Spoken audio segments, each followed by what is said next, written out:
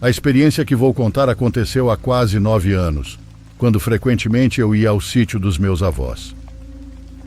Era um lugar tranquilo, cercado por nascentes e morros. E digo era, pois agora o lugar está sendo devastado por empresas. Bom, meus avós tinham algo que eu não encontrava em nenhum outro lugar: paz. Minha avó estava sempre pronta para cozinhar algo delicioso, e meu avô era muito trabalhador. Ele sempre me ensinava a como cuidar dos animais e a tratar certas doenças. Eu gostava da simplicidade do lugar. Não havia luxos, mas também não fazia falta. A casa era de madeira, e dela se via o morro com sua silhueta imponente. O lar tinha tetos altos e paredes grossas que mantinham o interior fresco, especialmente à noite, quando íamos dormir. Era gostoso deitar no chão. Meu avô tinha um funcionário que o ajudava, o Sr. Dito, um homem de quase 70 anos na época. Ele vivia por ali há muito tempo e era quase como se a família o tivesse adotado. Dito era muito calmo, falava pouco e raramente se estendia em conversas. Fora isso, ele tinha uma personalidade reservada e quase nunca entrava na casa. Dormia em um quarto de tijolo que ele mesmo construiu, a alguns metros do quintal. O que vou contar não soube por Dito, mas porque meu avô me confidenciou enquanto caminhávamos pela floresta. Foi uma experiência que aconteceu com seu funcionário, que jurava ser verdade. Meu avô disse que, ao contar, Dito parecia muito assustado. Segundo Dito, ele viu uma criatura estranha nos arredores do sítio. Parecia um animal pelo tamanho do corpo, mas sua presença era estranha. Meu avô contou que, naquela tarde, Dito havia ido pegar jabuticaba, algo que costumava fazer depois de terminar o trabalho. Ele gostava da tranquilidade do campo, dizendo que o ajudava a relaxar enquanto andava com seu facão, cortando o mato que crescia no chão. Nesse dia, ele decidiu ir até um lugar chamado Pedreira, onde a água corria a alguns quilômetros do terreno. Um lugar calmo, onde às vezes se sentava para descansar. Enquanto descia pelo caminho, ele ouvia o som suave da água fluindo. Ao chegar, acomodou-se em uma pedra. Ele garantiu que após alguns minutos ouviu um som à distância. Era como se algo estivesse se movendo lentamente. Inicialmente achou que eram galhos de árvores sendo quebrados por pássaros, mas o som foi ficando mais claro. Parecia um estalo, como quando alguém faz barulho com a língua. Pensou que podia ser algum animal comendo alguma presa, pois lembrava o som de um cachorro mastigando ossos. No entanto, o barulho era intermitente e parecia vir de diferentes direções, como se algo estivesse se movendo entre as árvores. Ele tentou ignorar o desconforto e permaneceu sentado, mas a sensação persistia. De repente viu algo pelo canto do olho.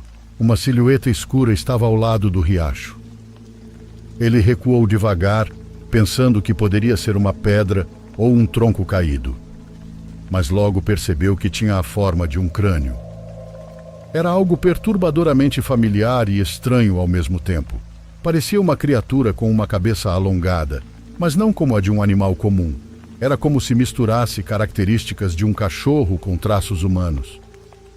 O focinho era curto, como o de um canino, mas a mandíbula tinha uma forma peculiar. Aquilo se moveu rapidamente e entrou na água. Dito se levantou de repente. O corpo da criatura era estranho, longo como o de um jacaré, mas muito mais fino. A água voltou à calma rapidamente, mas ele não conseguia tirar os olhos de onde a criatura havia mergulhado. De repente algo emergiu. Parecia um lagarto do mato, mas era do tamanho de um cachorro e movia-se com uma rapidez impressionante. Apesar do tamanho, parecia leve, como se deslizasse sobre a superfície da água. A criatura cruzou o riacho em poucos segundos, com a cabeça se movendo em todas as direções. Desapareceu entre as árvores, enquanto Dito ouvia o som de galhos quebrando ao longe. Com medo, ele atravessou rapidamente a água e ficou parado à distância, decidindo não entrar na floresta. O que meu avô me contava parecia difícil de entender, Nunca na vida ele havia mencionado algo parecido, muito menos com o tom sério que usava naquele momento. Ele me confessou que acreditava em seu trabalhador, além de afirmar que Dito não era mentiroso.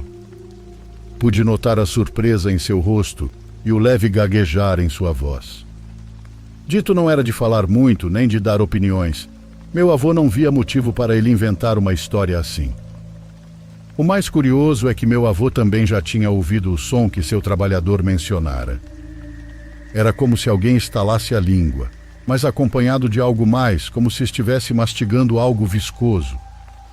Apesar do som estranho, meu avô achava que poderia ser um javali. Nunca soube ao certo do que se tratava e também não deu muita importância. Passamos pela água que ele havia mencionado. O lugar era tranquilo. A água corria calmamente pela encosta. Não consegui evitar imaginar aquela coisa se movendo pela superfície, deslizando rapidamente em direção às árvores. Com o passar dos anos, fui ouvindo muitas histórias sobre coisas estranhas que aconteciam nas propriedades vizinhas. Uma das mais recorrentes era sobre luzes que apareciam entre as árvores. Diziam que surgiam sem aviso, como se alguém estivesse caminhando por lá com lamparinas nas mãos. Eram muito chamativas. As pessoas especulavam que poderiam ser caçadores ou camponeses procurando algo à noite, mas muitos dos que as tinham visto juravam que elas não se comportavam como o esperado. Não seguiam um caminho claro, nem se moviam no ritmo de uma pessoa. Às vezes ficavam paradas entre os galhos, outras vezes pareciam flutuar de um lado para o outro, desaparecendo e reaparecendo em outro lugar, como se brincassem entre si. Lembro-me muito bem de um relato, pois perto de minha casa há um açougue. Meu pai era amigo do dono e muitas vezes conversava com ele. O senhor comprava gado de fazendeiros do município. Certa vez, um desses fazendeiros lhe contou algo relacionado a essas luzes. Isso aconteceu alguns anos atrás, durante a temporada de chuvas. Tudo estava enlameado e as vacas estavam assustadas. Todos corriam de um lado para o outro, tentando impedir que se perdessem. O homem dizia que saiu para procurar algumas vacas que haviam fugido. A chuva já tinha cessado, a noite caía, mas ele precisava encontrá-las. Enquanto subia o morro, tudo estava tranquilo. Apenas o som do solo úmido sob os cascos de seu cavalo. Foi ao longe, ao chegar a uma colina, que viu algo que não conseguia explicar. Entre as árvores, parecia haver grandes chamas, como se um incêndio estivesse consumindo o topo do morro. No início pensou que talvez um raio tivesse caído e iniciado o fogo, mas era estranho, pois a tempestade já tinha passado e as chamas eram grandes demais para algo tão recente. Então, ele apressou o passo pensando que precisava chegar a tempo para evitar que o fogo se espalhasse ainda mais. O que mais o impressionou foi o que aconteceu em seguida. Quando estava prestes a chegar ao local, as chamas começaram a se apagar, mas não como um fogo normalmente se extingue. O homem jurava que foi como se alguém tivesse apagado uma vela com um sopro. Em questão de segundos, tudo ficou completamente escuro, sem rastros de fogo, sem fumaça e sem mormaço. O solo estava úmido pela chuva, sem sinais de queimaduras ou cinzas. Tudo parecia igual a qualquer outra parte do morro. Não sei o que acontece lá, mas meu avô sempre dizia que há coisas que se escondem no mato. Ele chegou a me confessar que acreditava que poderiam ser criaturas que vivem debaixo da terra.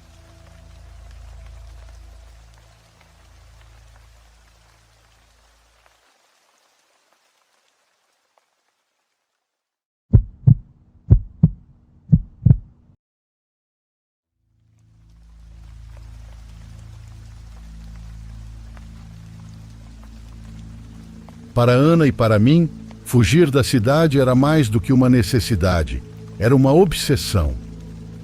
Os dias presos no trânsito, o constante frenesi e a monotonia do escritório tinham desgastado nossa vontade de viver.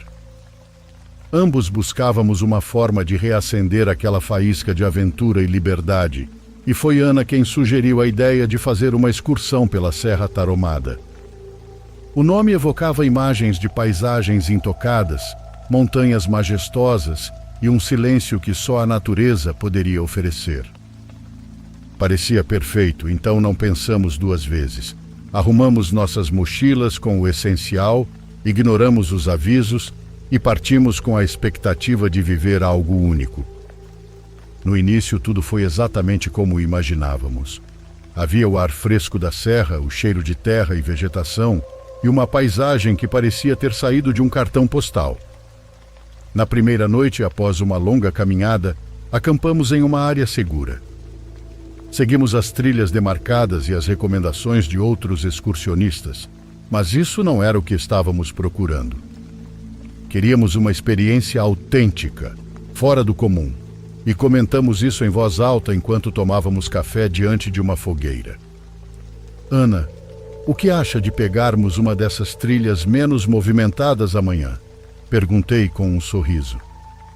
Ela hesitou no início, mas seus olhos brilharam com a mesma expectativa.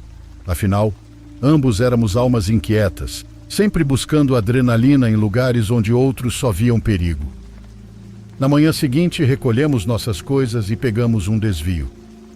À medida que avançávamos, a vegetação ficava cada vez mais densa e os sinais de outros campistas foram ficando para trás. Após algumas horas de caminhada, chegamos a um pequeno povoado. Alguns moradores nos observavam com curiosidade, mas também com certa preocupação. Uma senhora, ao ouvir nossas intenções de nos aprofundarmos ainda mais na serra, nos advertiu. Não é seguro.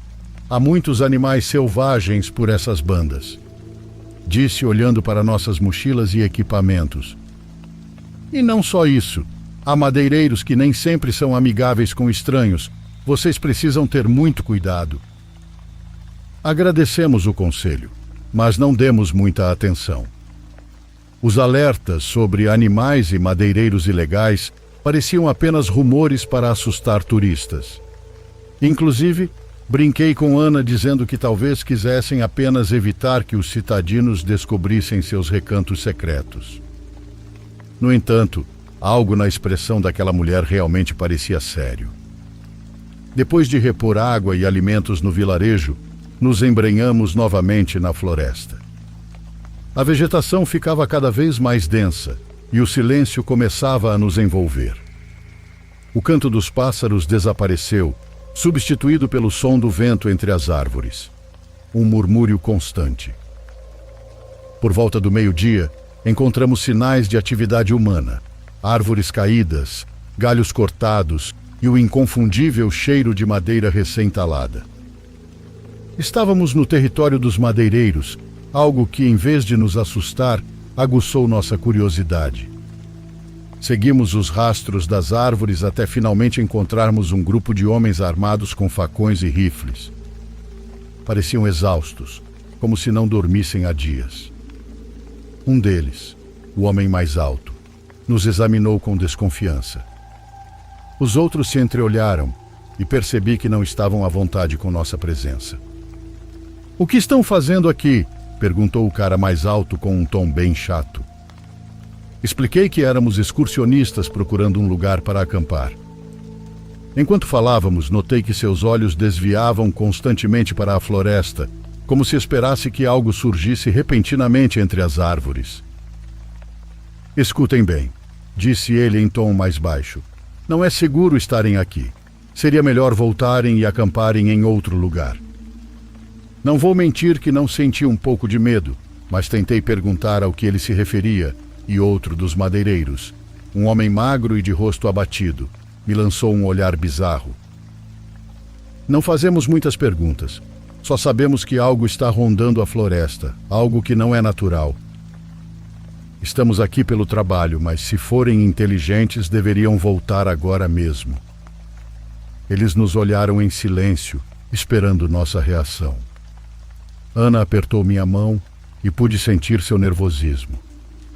Ainda assim, estávamos decididos a continuar.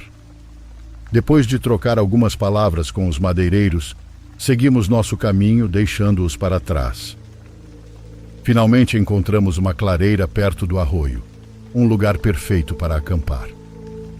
A noite caiu rapidamente, e enquanto montávamos a barraca, não consegui evitar lembrar das palavras daqueles caras. Ana tentou me distrair, mas nem ela conseguia disfarçar o desconforto. Os sons da floresta pareciam diferentes à medida que o sol desaparecia. Cada galho quebrando, cada sussurro do vento parecia carregado de uma tensão inexplicável. A primeira noite foi relativamente tranquila. Embora tivéssemos ouvido alguns ruídos estranhos, atribuímos os sons a animais noturnos e tentamos não pensar muito nisso. No entanto, ao amanhecer, o silêncio foi rompido por um disparo distante. Nos sentamos alertas dentro da barraca, escutando atentamente. Outro disparo ecoou, seguido de vários outros, como se alguém estivesse caçando nas profundezas da floresta. Devem ser os lenhadores. Minha esposa sussurrou, tentando lhe acalmar. Talvez estejam caçando algo para comer. Os tiros continuaram por algum tempo antes de cessarem, deixando-nos novamente no silêncio da floresta. Tentamos dormir, mas quando o sono veio, o amanhecer já iluminava as copas das árvores. No dia seguinte, recolhemos nossas coisas e continuamos explorando. Ainda assim, minha mente estava inquieta. Durante a caminhada, encontramos algo estranho, pegadas que não pareciam de nenhum animal conhecido. Eram grandes, com uma forma irregular, como se misturassem marcas de patas e mãos. Ana e eu as examinamos com cuidado, mas não conseguimos determinar de que animal poderiam ser. Decidimos seguir em frente, tentando não dar muita atenção às pegadas, e montamos outro acampamento. Desta vez, o ambiente parecia ainda mais tenso. A floresta estava mais escura, e o silêncio era tão denso que qualquer som, por menor que fosse, ecoava intensamente. Quando a noite caiu, os sons estranhos retornaram. Sussurros, passos e ruídos distantes que pareciam nos cercar sem deixar rastro. À medida que a noite avançava, os sons ficaram mais claros, como se algo ou alguém estivesse se movendo ao redor do acampamento, emitindo grunhidos e murmúrios. E então ouvimos uma voz. Repetia a mesma frase que um dos lenhadores havia nos dito no dia anterior. Se forem espertos, voltem agora mesmo e saiam da floresta.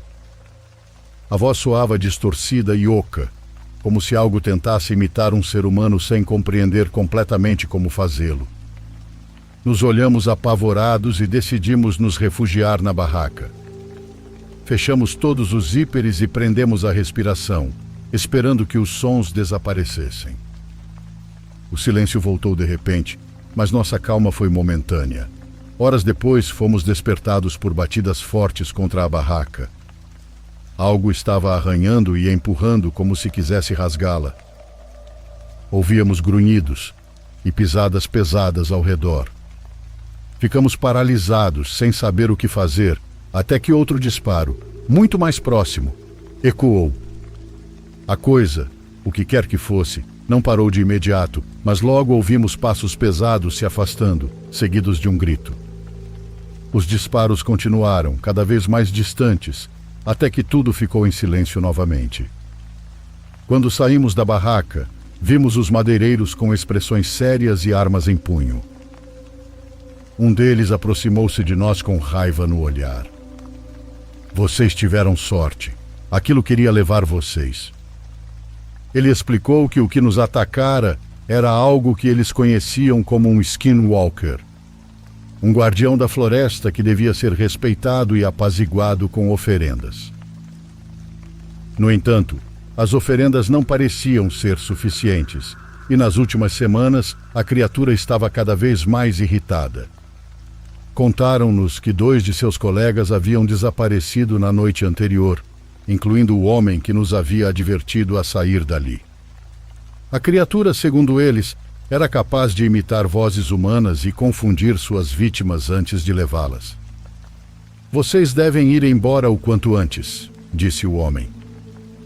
Na manhã seguinte, juntamos nossas coisas e deixamos a floresta sem ousar olhar para trás. Sabíamos que havíamos estado à beira de algo sombrio e que, de alguma forma, escapamos por muito pouco. Ainda tremendo, Ana e eu nos preparamos para partir. Antes de sair, me afastei brevemente para investigar o local onde havíamos ouvido os sons estranhos. Encontrei pegadas ainda mais marcadas que começavam como de um animal, mas à medida que avançavam, tornavam-se humanoides. "É melhor irmos embora, amor", disse Ana, tremendo. Caminhamos pelo caminho de volta, mas a sensação de que algo nos observava não nos abandonou. O bosque parecia mais escuro, e depois de um tempo, percebemos que havíamos pegado o caminho errado. A floresta densa começou a nos confundir, e cada passo parecia nos levar a áreas mais profundas. A ansiedade de Ana era palpável, e embora eu tentasse manter a calma, também sentia que algo estava errado. Mais tarde vimos algo que nos fez parar: ferramentas e restos de máquinas de corte abandonadas. As motosserras estavam jogadas no chão, algumas ainda cheias de combustível e surpreendentemente em boas condições. Parecia que os madeireiros haviam largado tudo e partido apressadamente, sem olhar para trás. Também encontramos pedaços de tecido rasgados e marcas nas árvores, como se algo as tivesse arranhado com força. Era horrível a sensação que sentíamos de estar sendo observados. Cada som de galhos quebrando ou o sussurro de animais nos fazia olhar 360 graus. Decidimos continuar e sair dali o mais rápido possível. Foi então que um som nos fez parar. Era o mesmo que havíamos escutado na noite anterior, uma voz distorcida que repetia as palavras de aviso dos madeireiros. "Se forem espertos, saiam agora da floresta." Nos entreolhamos congelados, sem saber se devíamos correr ou nos esconder. Nesse instante, passos começaram a se aproximar, nos cercando. Sentíamos um leve tremor no chão, como se algo grande estivesse caminhando ao nosso redor. Ana agarrou meu braço e, sem pensar, começamos a correr na direção oposta, nos afastando das vozes e dos sons. Enquanto corríamos, o eco dos passos e da voz se desvanecia, mas a sensação de estar sendo observado não desaparecia. Finalmente chegamos a uma área menos densa da floresta, onde a luz do sol voltava a se infiltrar entre os galhos. À distância, vimos alguém. Era um dos madeireiros que havíamos encontrado no dia anterior, com um rifle no ombro e uma expressão séria. Quando nos aproximamos, ele nos olhou incrédulo. "O que estão fazendo aqui? Eu disse que deveriam ir embora, porra." Expliquei que nos havíamos perdido tentando sair e que estávamos sendo seguidos por vozes estranhas. Sua expressão mudou de raiva para preocupação. "É essa coisa", disse ele, olhando para a floresta como se temesse ser ouvido. Ele nos contou que os madeireiros costumavam deixar oferendas em certos pontos da floresta para apaziguar essa entidade e que, por anos, havia sido mantido um acordo silencioso. Eles respeitavam certos limites e, em troca, o guardião não os incomodava. Porém, recentemente a criatura começou a agir de forma mais agressiva. As oferendas não pareciam mais bastar e havia sinais de que ela estava mais ativa. O homem se ofereceu para nos escoltar até um ponto seguro e, obviamente, aceitamos. Caminhamos em silêncio, atentos a qualquer movimento. Ele nos levou até uma área aberta perto da borda da floresta, onde sugeriu que acampássemos até o amanhecer. Naquela noite, Ana e eu montamos a barraca rapidamente, tentando nos manter calmos. O madeireiro se despediu e nos disse: "Não respondam se ouvirem vozes. Não importa se for a voz da sua mãe. Não saiam da barraca até o amanhecer." Ficamos sozinhos naquele silêncio bizarro. A noite era calma, mas cada som mínimo nos mantinha alerta. Por volta da meia-noite, os ruídos voltaram. Passos, sussurros distantes e sons de animais movendo-se ao redor do acampamento. Ficamos em silêncio, segurando a respiração. Então ouvimos uma voz que nos fez estremecer. Se forem espertos, saiam da floresta. Era a mesma frase de antes, dita na voz do rapaz que estava conosco mais cedo. Dessa vez a voz parecia estar muito mais perto, quase como se alguém a sussurrasse do lado de fora da barraca. Ana me olhou apavorada e segurou minha mão com força. Não dissemos nada, lembrando-nos das palavras do Luciano. De repente, um grito aterrorizante ecoou pela floresta. Era um som profundo e cheio de raiva, como o de um ser gigantesco. Quando achamos que teríamos que sair correndo, ouvimos tiros. O que quer que estivesse ali pareceu recuar. Logo depois, o zíper da barraca foi aberto com força e vimos vários madeireiros armados. Mais uma vez, eles haviam nos salvado. Não discutimos, passamos o restante da noite com eles. Quando amanheceu, começamos nossa caminhada de volta para caminhos conhecidos, sem olhar para trás. Somente ao chegar à cidade, percebemos que algo havia mudado dentro de nós. Havíamos escapado de algo desconhecido, algo que talvez nunca iremos entender.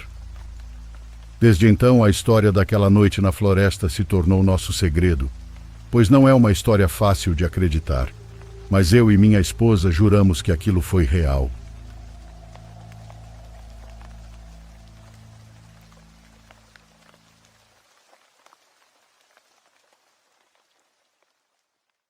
Por favor, curta e se inscreva se você estiver gostando.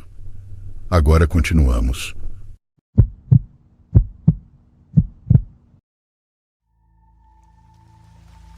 Eu estava tendo problemas para pagar meus empréstimos estudantis, então estava me esforçando para ganhar todo o dinheiro que pudesse, fazendo entregas pelo Uber Eats. Era tarde da noite. Eu estava pegando um pedido em algum restaurante de fast food em Wilmington e entregando em alguma casa a alguns minutos de distância. Muitas vezes eu fazia entregas noturnas porque o pagamento era mais alto e eu conseguia fazer mais entregas, já que o trânsito era menor. Eu já estava a caminho do endereço. Eu estava saindo da área residencial mais populosa de Wilmington e indo em direção à parte mais tranquila, com florestas e fazendas. A maioria das estradas ali estavam escuras como breu e sem nenhum outro carro àquela hora da noite. Saí da estrada principal e peguei uma estrada secundária com uma placa sem saída. Esse era o caminho que as direções me levavam, onde ficava o endereço. Fui levado para a última casa desta estrada. As luzes de quase todas as casinhas deste trecho estavam apagadas. Até mesmo a casa onde eu deveria entregar a comida estava no completo breu. Eu tive que manter os faróis do meu carro acesos, só para ver e não tropeçar em nada. Eu também estava usando a lanterna do meu telefone para ir até a varanda desta casa. Não estou mentindo quando digo que não havia uma única luz acesa. Senti a grama alta esfregando minhas canelas enquanto caminhava até a porta da frente. Isso já dava sinais de que algo não parecia certo. Apertei o botão da campainha, mas não ouvi nenhum toque. Então bati. O cliente tinha como preferência de entrega a entrega por contato, o que significa que eu teria que entregar fisicamente a ele. Mandei uma mensagem para o cliente informando que estava na porta da frente e perguntei se ele poderia confirmar o endereço. Ele leu imediatamente e respondeu: "Me dê um segundo." Eu respondi ok e ele leu. Esperei no escuro, olhando as janelas da casa e esperando que uma luz lá dentro se acendesse. Eu estava pensando, será que essa é a casa certa? Perguntei novamente se ele poderia digitar seu endereço, então ele começou a digitar. Demorou um pouco até que ele enviasse uma mensagem dizendo: "Vejo você está na casa certa." A próxima coisa que percebi foi que não havia carros em lugar nenhum. Isso não fazia sentido. Pedi ao cliente que confirmasse que tipo de carro ele estava vendo lá fora e ele respondeu que estava vendo minha luz. Bem, isso praticamente confirmou que eu estava no endereço correto, mas não tornou isso menos incompleto. Comecei a me afastar da porta da casa só porque não queria estar em cima dela quando ele abrisse. Mas a porta nunca se abriu. Não importa quantas vezes eu mandasse mensagens para o cliente no aplicativo. Eu estava começando a suspeitar que se tratava de algum tipo de golpe. Então ouvi uma voz vinda de fora, no completo escuro. Era uma voz masculina me chamando. Comecei a agitar minha lanterna por todo lado, tentando ver quem estava ali. Eu disse em voz alta: "Vou deixar a comida aqui na varanda da frente." Eu não sabia com quem estava falando, nem conseguia vê-lo. Fiquei sim com medo de ser atacado, morto ou algo do tipo. Então voltei para o meu carro sem tentar chamar a atenção. Quando cheguei ao meu carro, ouvi um som distinto de vazamento de ar que pude reconhecer imediatamente como sendo o som de vazamento de ar de um pneu. Dei uma olhada e vi que os 2 pneus do lado esquerdo do carro estavam rasgados e vazando ar. Entrei e tranquei as portas. Logo de cara, todos os 4 pneus mostraram avisos de baixa pressão no painel. Comecei sinceramente a entrar em pânico. Eu estava decidindo entre chamar a polícia e esperar no carro ou correr no escuro até uma casa próxima. Apaguei os faróis do meu carro e estava prestes a sair dele, quando notei alguém parado do lado de fora da minha janela. Eu gritei com toda a minha alma e então percebi que havia pelo menos 4 pessoas do lado de fora, um em cada janela. Eu estava cercado e todos eles usavam máscaras cobrindo o rosto. Um deles gritou para eu sair e eu não sabia se algum deles tinha arma ou não. Caso tivessem, no momento em que eu ligasse o carro e tentasse sair dirigindo com 4 pneus furados, eu já teria sido morto a tiros. Gritei pela janela, perguntando se eles só queriam me roubar, e um deles disse que se eu desse tudo, eles me deixariam ir. Eu concordei em fazer isso e destranquei a porta. No segundo que fiz, o cara do lado de fora da minha porta abriu e me puxou para fora com força. Nesse momento fui espancado e chutado por pelo menos 3 caras. Eles tiraram tudo de mim. Meu smartwatch, meus sapatos, minha carteira, meu telefone e até algumas coisas do porta-luvas do carro. Fui deixado no chão. Eles fugiram para a escuridão e eu fiquei sozinho. Depois de tudo isso, apaguei. E a próxima coisa que me lembro é de acordar provavelmente meia hora depois, ainda deitado no chão ao lado do meu carro. Eles roubaram até minhas chaves.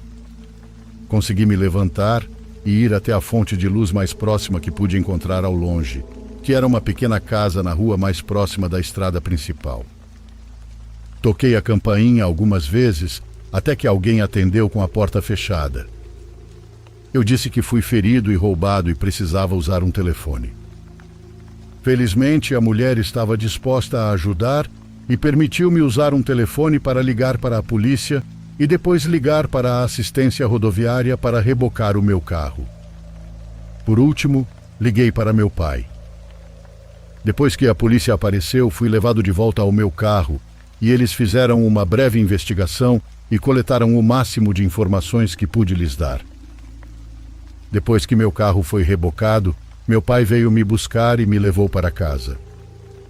A última localização do meu telefone foi na mesma rua do incidente, e ele não estava ligado desde a noite anterior, o que significa que provavelmente destruíram o telefone no dia seguinte.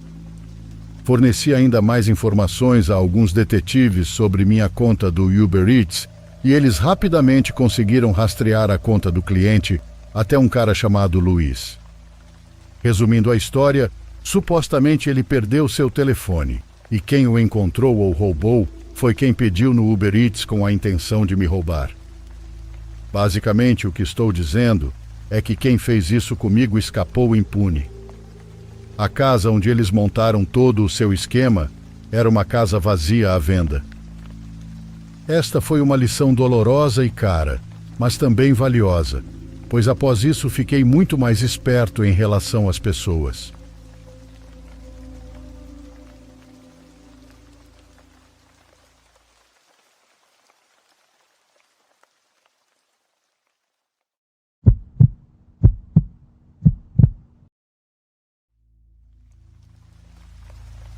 Meu nome é Sérgio, tenho 28 anos e vivi toda a minha vida em Tepito. Aqui todo mundo tem histórias para contar. Algumas são de brigas, outras de roubos e outras, bem, de coisas que não têm explicação. Eu não sou do tipo que acredita em fantasmas ou coisas estranhas, mas algo aconteceu comigo há alguns anos que ainda me deixa arrepiado toda vez que me lembro. É sobre uma mulher que vivia em um beco perto da minha casa. Alguém de quem todos falavam, mas poucos tinham coragem de se aproximar. No bairro todos a conheciam como Dona Rosa, uma senhora idosa que vivia sozinha em uma casa no final de um beco estreito. A casa estava sempre fechada, com as cortinas cobrindo as janelas e um cheiro estranho que vinha de lá, algo como ervas queimadas ou algo assim. As pessoas diziam que ela fazia trabalhos. Alguns iam até ela para pedir limpezas espirituais, amarrações ou coisas que nem dá para imaginar. Mas também diziam que ela era perigosa, alguém com quem você não deveria mexer. Sempre achei que eram apenas histórias de bairro, sabe? Coisas que as pessoas inventam para ter sobre o que conversar. Nunca me interessei, até que um dia um amigo me contou algo que me fez pensar. Ele disse que o primo dele foi até Dona Rosa porque queria que alguém pagasse pelo que tinha feito a ele. Segundo o Marcelo, o primo nunca mais voltou. Procuraram por ele em todos os lugares, mas ninguém soube o que aconteceu. Eu ri e disse que ele provavelmente tinha saído do bairro por causa dos problemas, mas Marcelo me olhou sério e disse: essas coisas não são brincadeira, irmão. Não se meta com isso. Algumas semanas depois, voltando de uma festa tarde da noite, tive que passar pelo beco onde Dona Rosa morava. Era por volta de 1 da manhã e tudo estava em silêncio. Quando estava no meio do beco, vi que a porta da casa dela estava entreaberta e uma luz fraca, como de velas, saía de dentro. Senti um calafrio, mas tentei ignorar.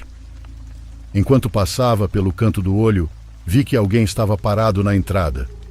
Era ela. Ela não disse nada, apenas estava ali, me olhando. Seus olhos eram profundos e seu olhar tão frio que me deixou paralisado por um segundo. Apressei o passo e fui direto para casa. Naquela noite tive um sonho que nunca tinha tido antes.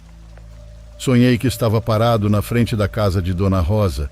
A porta estava aberta e uma voz me chamava de dentro. Não era uma voz alta. Era mais como um sussurro que dizia para eu entrar. Acordei suando frio e pensando no porquê de ter tido aquele sonho tão estranho com uma casa e uma mulher com quem nunca tive nada a ver. Tentei dormir novamente, mas passei a noite inteira pensando no sonho. Os dias seguintes foram igualmente estranhos. Todas as noites eu tinha o mesmo pesadelo. Estava parado na frente daquela casa, ouvindo a mesma voz me chamar, me incitando a entrar. Tudo parecia tão real. Decidi contar o que estava acontecendo para o seu Roberto, um vizinho que vive no bairro há mais de 50 anos. Quando mencionei Dona Rosa, ele me contou a verdade. Essa mulher não é uma pessoa qualquer. Ela é uma bruxa, daquelas de verdade. As pessoas vão até ela porque querem resultados rápidos, mas não sabem o preço que vão pagar. Ele me contou que anos atrás, outro vizinho também desapareceu depois de pedir algo a ela. Seu Roberto disse que se algo estranho estivesse acontecendo, eu não deveria me aproximar mais daquele beco nem falar dela com ninguém. Decidi seguir o conselho dele. Nunca mais passei pelo beco e tentei não pensar no que tinha visto. Mas, mesmo assim, as coisas não pararam.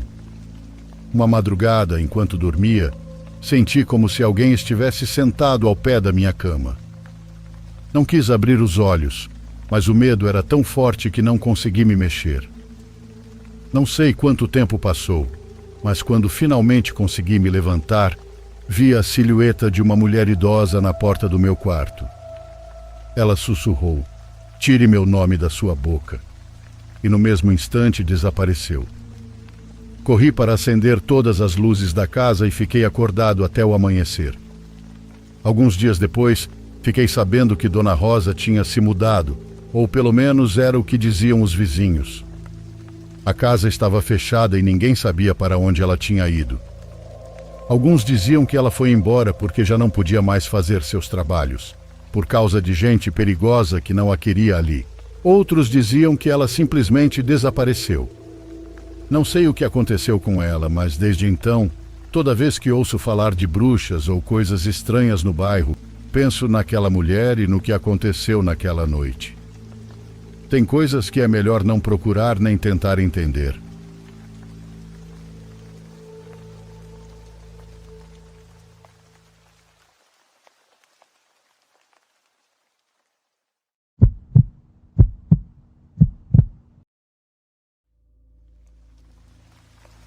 Tudo começou há 1 ano, pouco depois da morte do meu gato. No meu quarto há um beliche e eu durmo na parte de baixo. Na parte de cima não há nada. Normalmente durmo virada para a parede, mas uma noite acordei já de madrugada. Calculo que eram quase 3 da manhã. Virei-me para olhar para a beira da cama e havia uma sombra. Uma silhueta na escuridão, com o cabelo cacheado e volumoso, como se estivesse subindo na minha cama. Achei que fosse uma paralisia do sono, mas não era, porque de tão assustada, a única coisa que fiz foi puxar o cobertor e cobrir o rosto. O fato de eu conseguir me mexer me deu muito medo, porque percebi que havia algo real no que tinha acabado de ver. Depois disso, não senti mais nada subindo na cama, nem a presença daquela coisa no quarto, mas não consegui voltar a dormir bem. No dia seguinte, fiz um esforço para não dar importância ao ocorrido, porque sabia que, se pensasse muito, não conseguiria dormir tranquila. Uns 3 dias se passaram e comecei a notar que tinha alguns hematomas nos braços. Não dei muita atenção até que um dia acordei com marcas diferentes nos pulsos, como se alguém tivesse me segurado com tanta força que os dedos ficaram marcados. As noites passaram relativamente calmas, pelo menos não sofria tanto porque dormia profundamente, até que em uma delas acordei novamente à mesma hora. Dessa vez, acordei porque ouvi a respiração de alguém. Alguém que estava na cama de cima do beliche. Fiquei com muito medo e optei por cobrir o rosto de novo, fingindo que não tinha ouvido nada, e tentei dormir.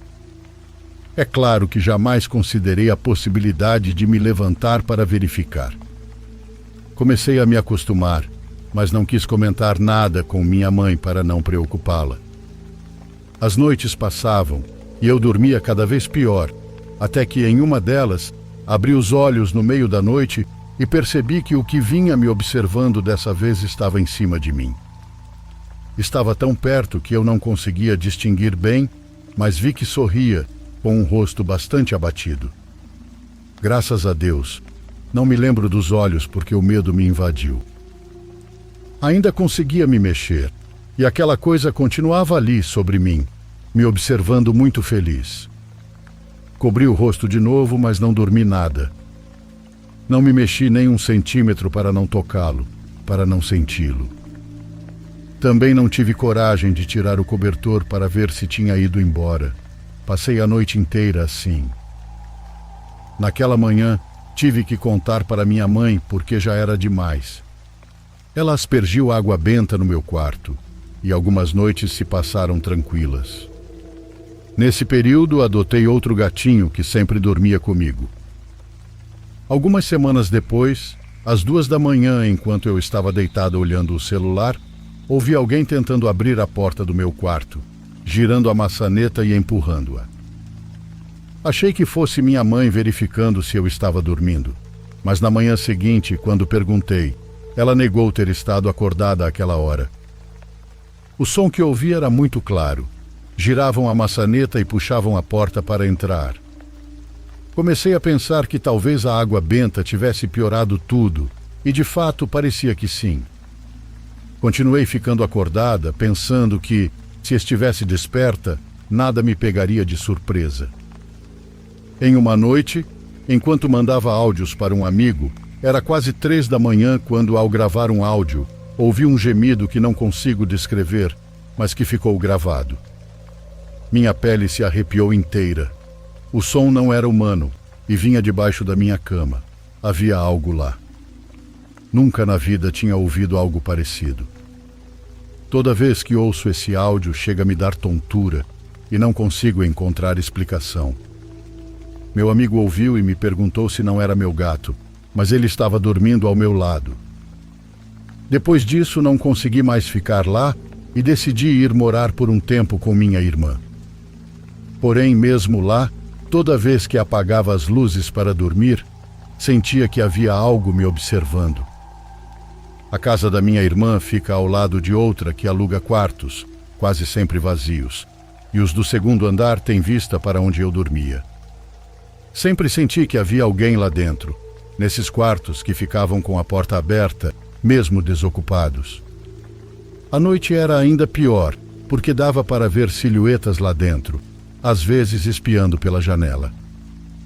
Nesse período, minha tia contou que na casa da minha mãe, ela havia me visto saindo do meu quarto várias vezes e indo em direção ao quintal, mesmo sabendo que eu não estava lá. Voltei para a casa da minha mãe este ano e tudo tem estado mais tranquilo. Ainda aparecem pequenos hematomas no meu corpo, mas não tão grandes. Mesmo assim, continuo sem conseguir explicar tudo isso, especialmente o som que gravei.